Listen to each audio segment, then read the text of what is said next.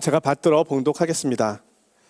그 후에 그들이 왕을 구하거늘 하나님이 베냐민 지파 사람 기스의 아들 사울을 40년간 주셨다가 패하시고 다윗을 왕으로 세우시고 증언하여 이르시되 내가 이새의 아들 다윗을 만나니 내 마음에 맞는 사람이라 내 뜻을 다 이루리라 하시더니 하나님이 약속하신 대로 이 사람의 후손에서 이스라엘을 위하여 구주를 세우셨으니 곧 예수라. 아멘.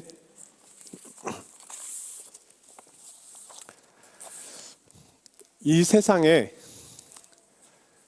내 마음에 맞는 사람이 있습니까? 나도 내가 마음에 들지 않는데 내 마음에 맞는 사람이 있을까요? 내 몸에 맞는 옷, 내 입에 맞는 음식을 하나 고르는 것도 쉽지가 않습니다. 여인들이 옷을 하나 고르는 것을 보고 있노라면 속이 조금은 터집니다만 정말 까다롭게 고릅니다. 마음에 드는 옷을 하나 찾기 위해서 몇 개월이 걸리기도 하더라고요. 몇 년이 걸릴 때도 있습니다.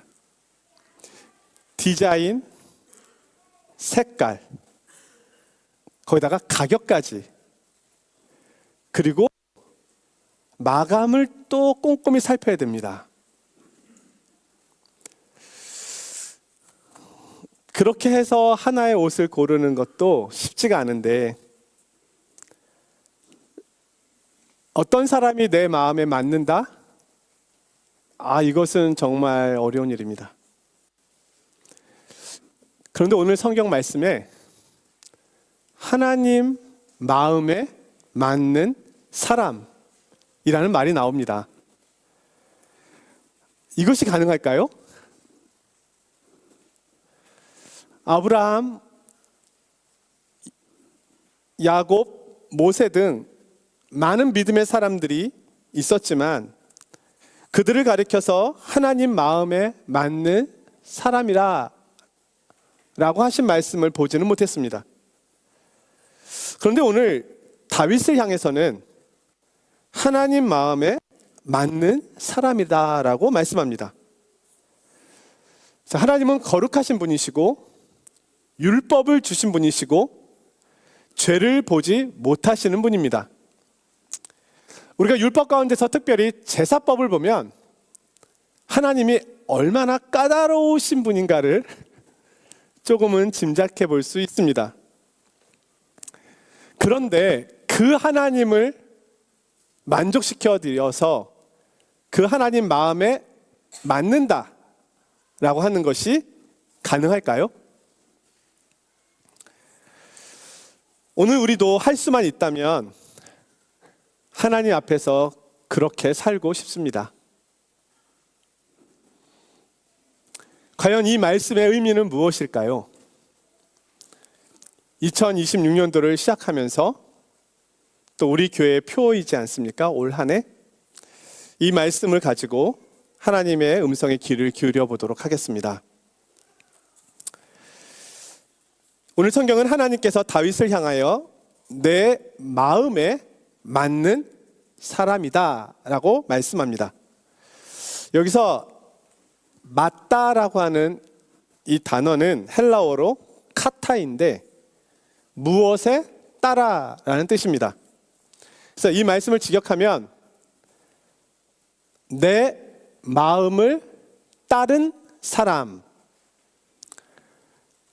다른 말로 표현하면 하나님의 뜻과 방향에 순종한 사람, 이런 의미입니다. 이 말씀은 구약의 사무엘상에서 인용되었습니다. 초대왕 사울이 하나님의 말씀에 불순종한 일에 대하여 사울을 책망할 때 사용된 말씀입니다. 사무엘상 13장 14절인데요. 지금은 왕의 나라가 길지 못할 것이라 여호와께서 왕에게 명령하신 바를 왕이 지키지 아니하였으므로 여호와께서 그의 마음에 맞는 사람을 구하여 여호와께서 그를 그의 백성의 지도자로 삼으셨느니라 하고, 여기서 히브리어로는 키라고 하는 전치사가 사용되었습니다. 뭐뭐에 따른 이라는 의미입니다. 여호와의 마음을 따르는 사람, 이런 뜻입니다.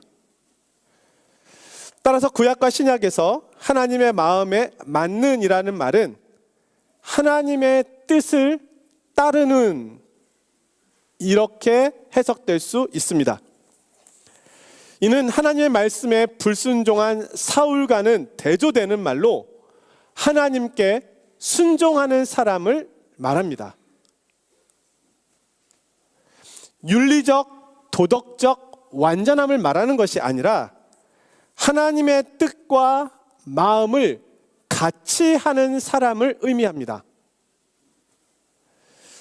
이 말씀은 이새의 집에 방문하여 많은 이들들 가운데 다윗을 찾을 때 다른 말씀으로 설명되는데요, 사무엘상 16장 7절의 말씀입니다. 여호와께서 사무엘에게 이르시되 그의 용모와 키를 보지 말라.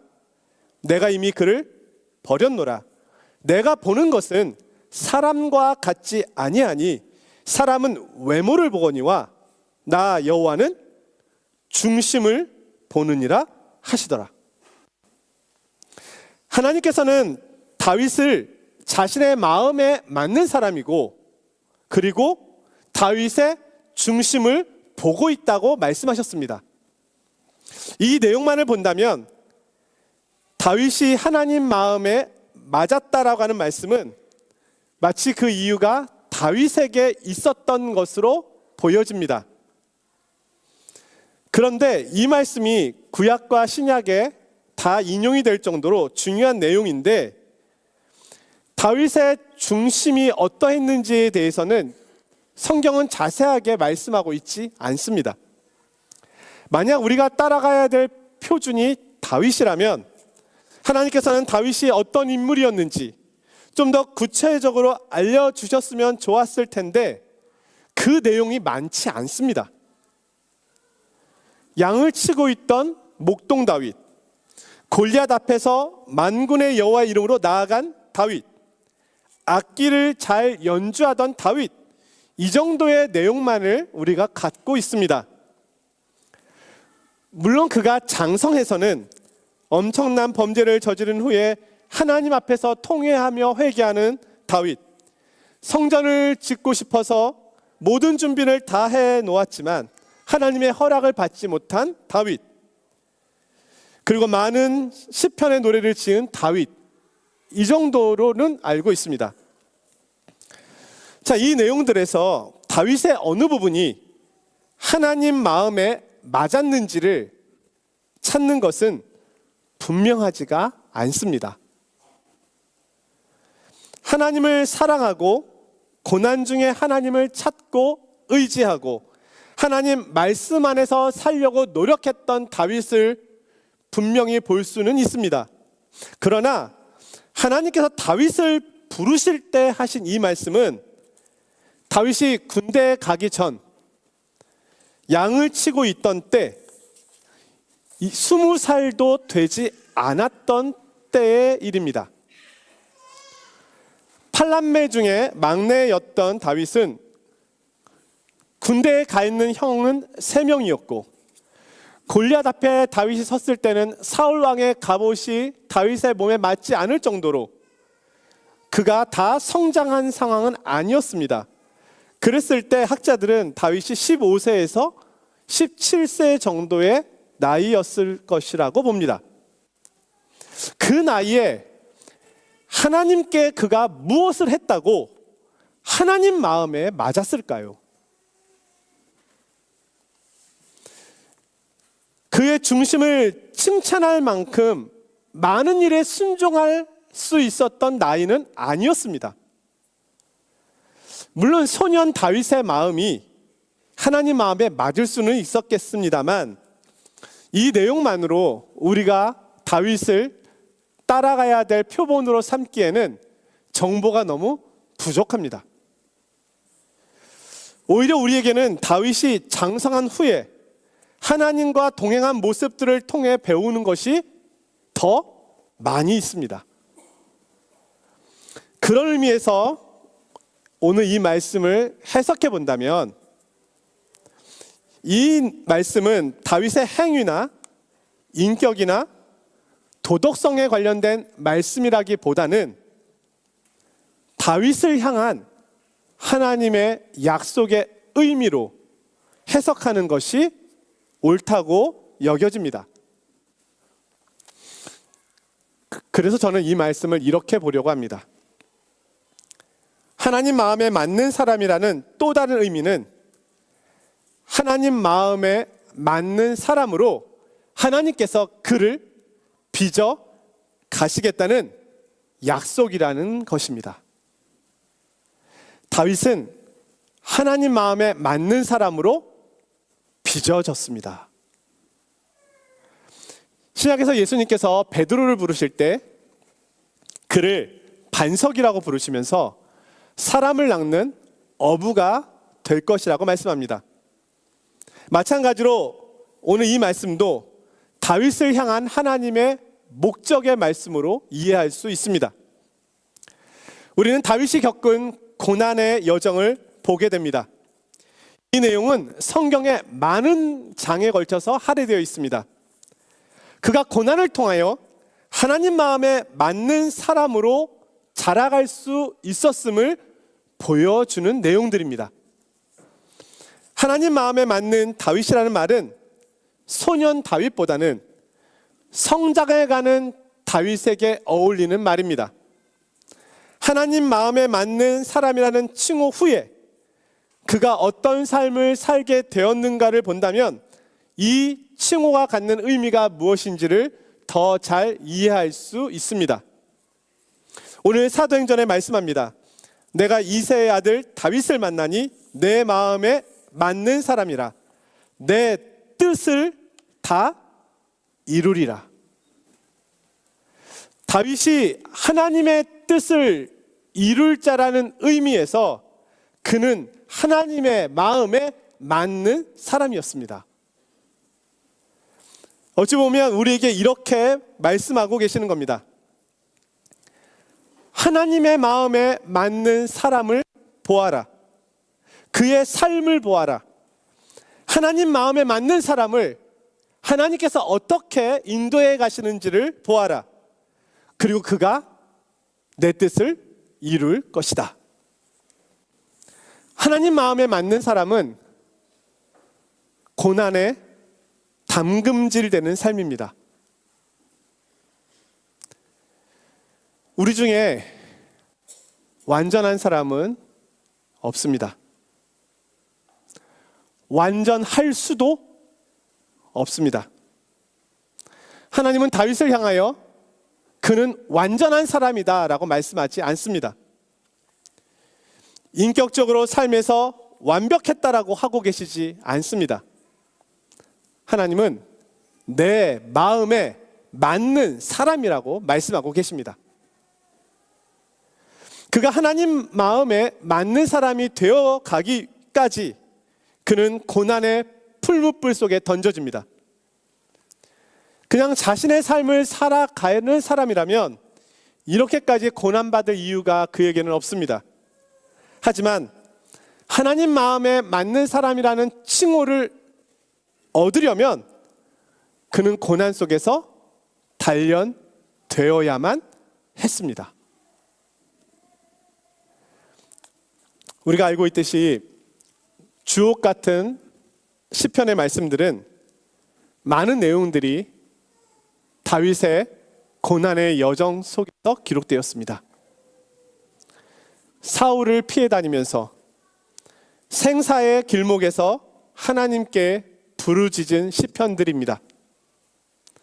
하나님 외에는 다른 어느 곳에도 소망을 둘 수 없는 절박함과 벼랑 끝에서 만난 하나님을 그는 노래합니다. 감당해야 하는 수많은 식솔들을 책임져야만 하는 버거움에 부른 노래들입니다. 살아남기 위하여 피를 흘릴 수밖에 없는 정체절명의 위기와 탄식 속에서 자신을 만나주신 하나님을 향한 노래들입니다. 인생의 무게에 넘어지고 자신의 죄에 넘어지고 인간관계에 넘어지고 두려움과 절망 속에서 넘어지면서 외친 고백들입니다. 그는 낮아졌고 그는 외로웠고 그는 슬펐고 그는 아팠고 그는 무서웠고 그는 많은 모욕과 수치를 경험해야만 했습니다. 이 내용들이 다윗을 이해하는데 오히려 더 많은 도움을 줍니다. 그리고 소년 다윗에서 성인 다윗으로, 지도자 다윗으로, 노년의 다윗으로 성장해 가고 있는 모습이 성경에 그려지고 있습니다.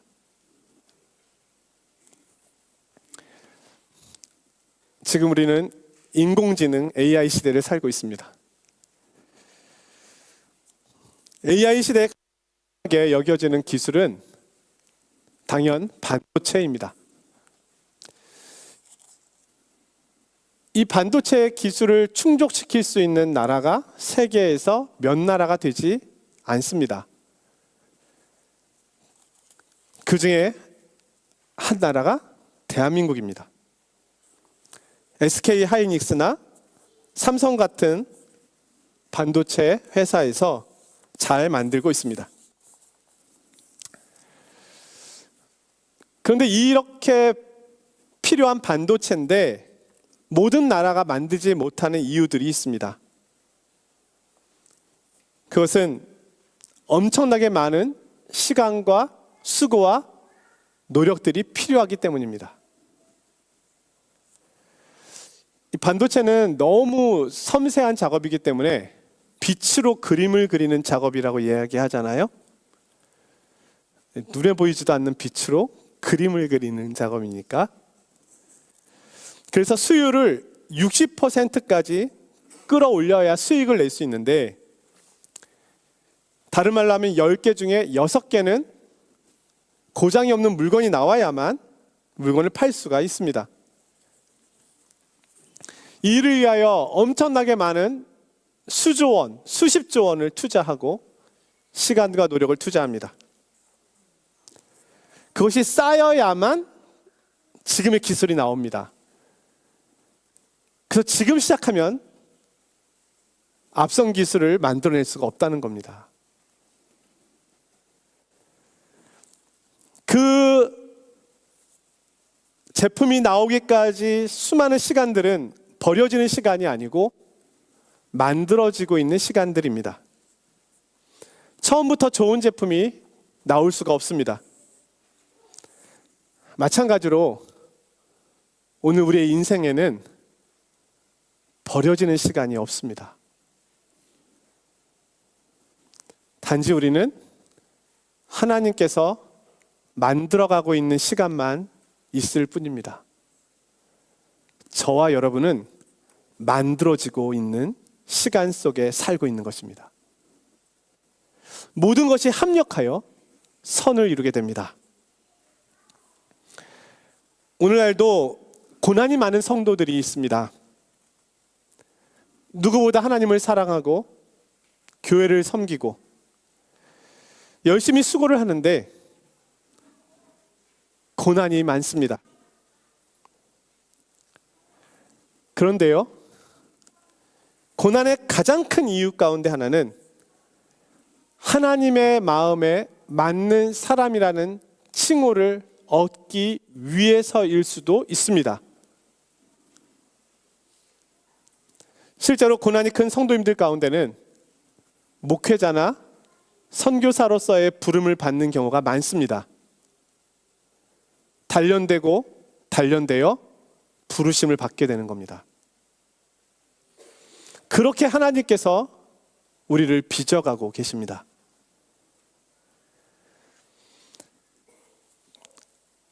우리가 또 하나 기억해야 할 것은 다윗이 고난의 당금질 속에서 그가 기록한 시편들이 메시아 시편으로 인용이 되었다는 겁니다.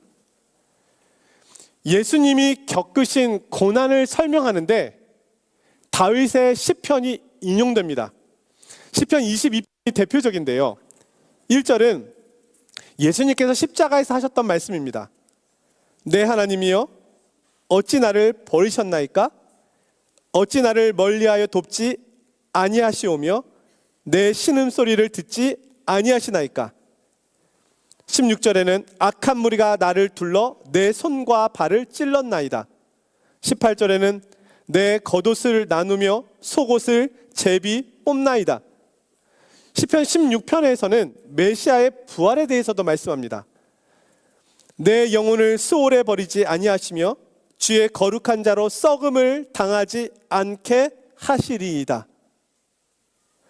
자, 다윗이 겪었고 다윗이 고백한 이 내용들이 메시아에게 적용되고 있습니다. 예수님께서는 부활하신 후에 제자들에게 구약의 시편의 말씀들을 통하여 자신이 메시아 되심을 증거하셨습니다.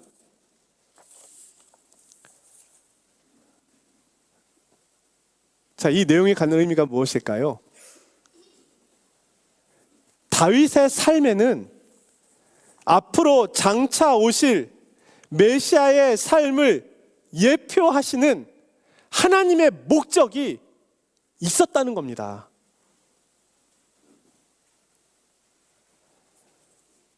우리는 그 선지자를 통하여 예수 그리스도에 대한 예언을 많이 보게 됩니다.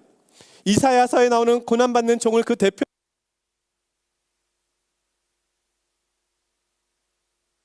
메시아의 고난을 예표합니다. 이런 목적이 하나님께서 갖고 계셨기 때문에 다윗에게는 더 큰 고난과 어려움이 있었습니다. 다시 말하면 다윗의 고난은 개인적 고난을 넘어서서 하나님의 나라를 유업으로 받을 자에게 오는 고난이며 특별히 그 나라를 세워가야 할 자에게 주어지는 고난이었습니다. 저는 그것을 공적 고난이라고 하는 말로 표현합니다.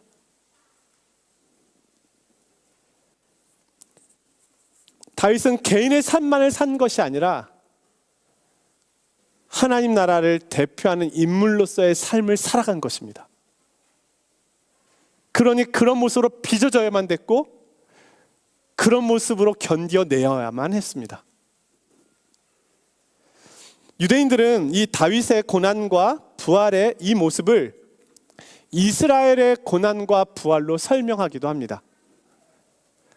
하지만 궁극적으로는 이스라엘의 대표자로 오시는 메시아의 고난을 예표하고 있는 것입니다. 자, 그렇기 때문에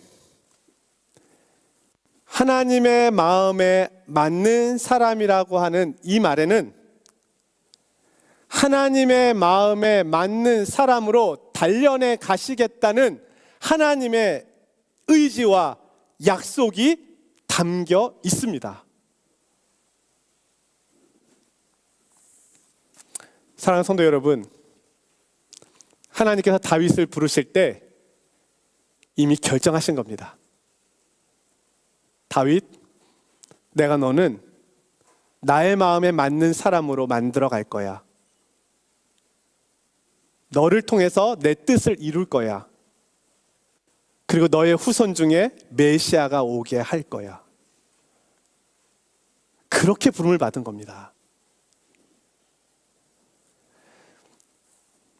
내 나라에 합당한 자로 만들어 갈 거다. 내 뜻을 이룰 자가 될 것이다. 이 다윗을 향한 하나님의 마음은 시간이 흘러 먼 훗날 예수 그리스도 안에서 비로소 완전하게 성취되었습니다. 자, 그러면 오늘날에는 이 말씀이 우리에게 어떻게 적용될까요? 저는 오늘날에는 예수 그리스도를 따르는 이들에게 하나님께서 우리를 빚어가시고 계시다는 말씀으로 적용된다고 봅니다. 다윗처럼, 예수님처럼 우리도 하나님 마음에 맞는 사람으로 빚어져 가고 있습니다. 2026년도 올 한 해 교회 표어는 하나님의 마음에 맞는 교회가 되자입니다. 올 한 해도 그리스도를 따르는 우리를 하나님 마음에 맞는 이로 하나님께서 빚어 가실 것입니다. 하나님께서 이 일을 시작하셨고 이 일을 마치실 것입니다. 하나님께서 올 한 해도 성도님들과 교회 위에 크신 은혜와 복을 주시기를 주님의 이름으로 간절히 축원드립니다. 기도하겠습니다. 거룩하신 하나님, 오늘 말씀을 통해 하나님의 신실하심과 약속을 보게 하시니 감사합니다. 저희를 하나님 마음에 맞는 사람으로 빚어가실 때 인내하게 하시고 잘 견디게 하시고 순종하게 하옵소서. 하나님 나라에 속한 백성답게 하옵소서. 올 한 해, 아니 평생에 이 소원함을 갖고 믿음의 길을 잘 가게 하옵소서. 예수님의 이름으로 기도드리옵나이다. 아멘.